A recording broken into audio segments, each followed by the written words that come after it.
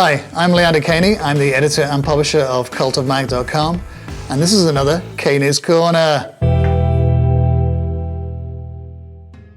The iPad. At one time, this was the future of computing.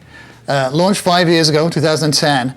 At the time, I think we all thought that we weren't going to be using desktop machines and laptops anymore, and that we would be using this.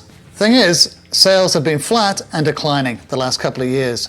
It came out of the gate like a rocket and everyone bought one, but no one has been upgrading them for the last couple of years. And there's a whole bunch of different reasons for this. One of them is because, well, people keep them for several years. Also, people share them.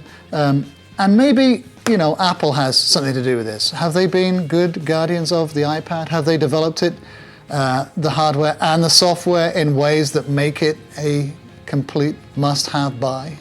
So I think that one of the most important changes in the iPad is coming in iOS 9, and that is with split-screen multitasking. This is really going to change the way that you use an iPad, and it will make it much, much better for working on.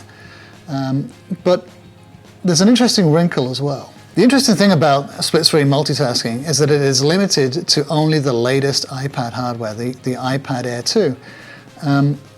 And this is interesting because previous generations of iPads, may or may not be able to run this. It may be a bit degraded. You may need that CPU and graphics horsepower to be able to do this.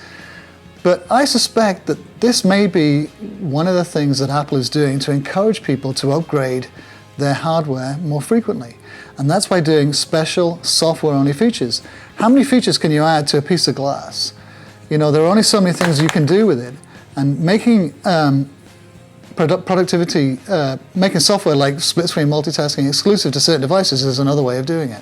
So not does only split-screen multitasking make your iPad more relevant and better for work, it makes your old iPads obsolete.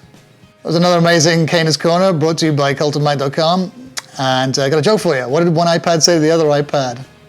Follow us on Twitter, Facebook, and Instagram. And also check out the Cultcast podcast. See you next week.